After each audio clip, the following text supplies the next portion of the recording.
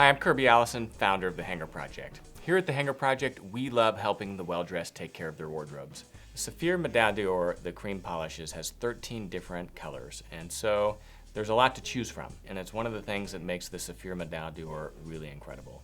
Now that said, it's important not to stress too much about choosing the right shoe polish color because there's very rarely a perfect match. And so what's important is finding the right match for your shoes that takes into account the direction that you want to take that patina. And that's one of the things that I love about polishing a pair of shoes is seeing the patina evolve over time as you polish those.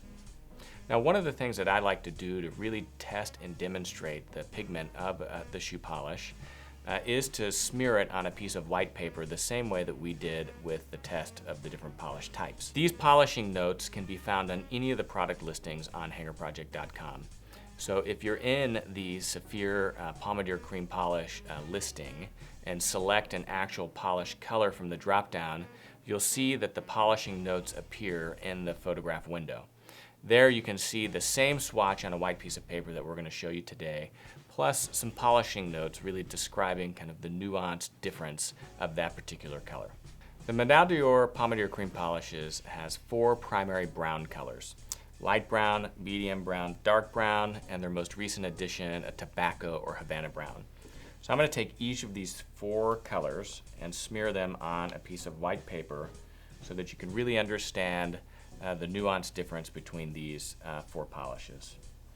So the light brown, as you can see, is a proper light brown, very buttery in color, certainly darker than a tan, but close to it. The medium brown is certainly a more true kind of chocolate brown than what you find with the light brown.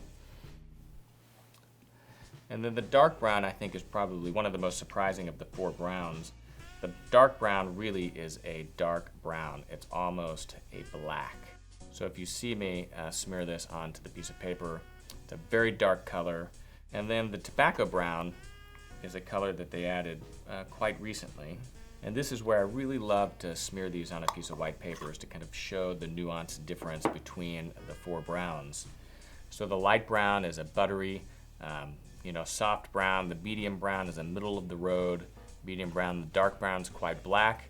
The tobacco brown is falling somewhere between the medium brown and the dark brown, has a little bit more of kind of a darker pigment without being a dark brown.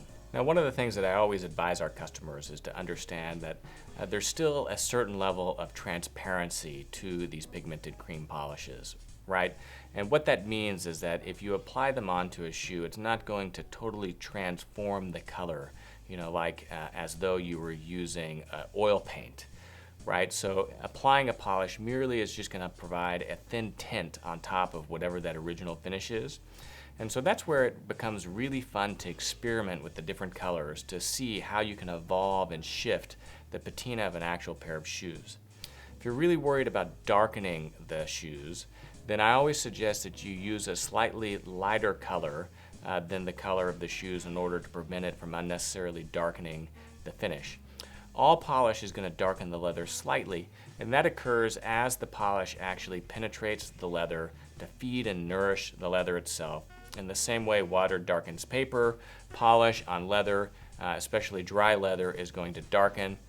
But as that polish kind of dries out a little bit, you'll see that the color is going to rebound back to where it was that you started. So these are all beautiful polishes. One of my favorite is the Bordeaux.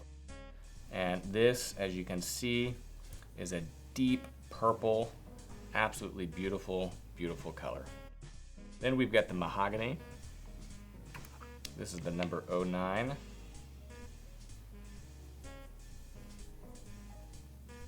Here we're introducing a lot of red pigment. And then we get the Hermes Red, which I'd love to hear the story behind this. Is similar to the Mahogany, but is a slightly more brilliant red than what you see with the Mahogany. And then finally we have the Cognac, which could almost belong up here in the family of browns, as almost a medium brown with a little bit more butter in it. So I would compare the Cognac as somewhere between the medium brown and the light brown. Next are the grays, or the dark colors, as I call them. So the gray really is a proper gray. It's certainly not a lighter version of a black. Dark green, again, is a pretty brilliant green, but if you had a really dark green shoe, this would work perfectly with that. We've got the marine blue, which if you have navy shoes, is what I would recommend. Finally, we have black. And I'm going to try to do the neutral, but we'll see if my fingers are clean enough to do this. So there we go, the neutral. People often ask, what can I use a neutral cream polish for? Why wouldn't I just use the Renovateur or a neutral wax? Now, the reason you would use a neutral is that, for one, you can use it to actually clean off pigment that is on a pair of shoes. The solvents or the turpentine that's in the neutral basically re-emulsifies or re-liquefies those old waxes, and you can pull those off of the shoe very gently. So a lot of people will use a neutral cream polish as a soft, kind of gentle cleaner. The other thing is you can use the neutral to dilute any of these polishes. So if you find that you're close but want to lighten it up a little bit, you could always just take the underside of the cap, mix some of the polishes together to get that perfect pigment color you're looking for, and then apply it to the shoes themselves. Another thing that I really recommend here at the Hanger Project is to experiment with using different color polishes on your shoes. That's where it really gets fun and you begin to see your shoes take a life of their own. And so, for instance, with the pair of black shoes, try using a blue polish on it to bring out a more depth to the polish itself. Or with a pair of burgundy shoes, you can use mahogany on it to, again, just introduce a little bit of a red tint. Now, if you're choosing or polishing a secondary polish color on your shoes, you have to understand, as I mentioned earlier, that you're really tinting. You're not going to change the color of a pair of shoes unless you're using something like a black polish on a pair of light brown shoes. And if you did that and weren't happy, you could always remove that polish with the Saphir Reno Mat, which is going to pull anything that you placed on top of the leather off. So have fun and experiment and see what you can do to use these polishes to give your shoes a life of their own. You can also check out our video on wax versus cream polishes, where I explain in greater detail the nuanced difference between a wax and a cream polish. All of the Saphir products used in this video are available on hangerproject.com. Check us out to view the largest, most comprehensive selection of luxury shoe and garment care products in the world. If you have any questions about anything we discussed in this video, please ask them in the comments section below. I get back to all those questions personally.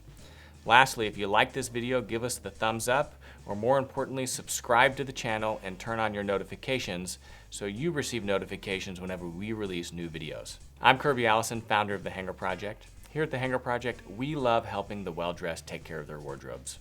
Thanks for joining us.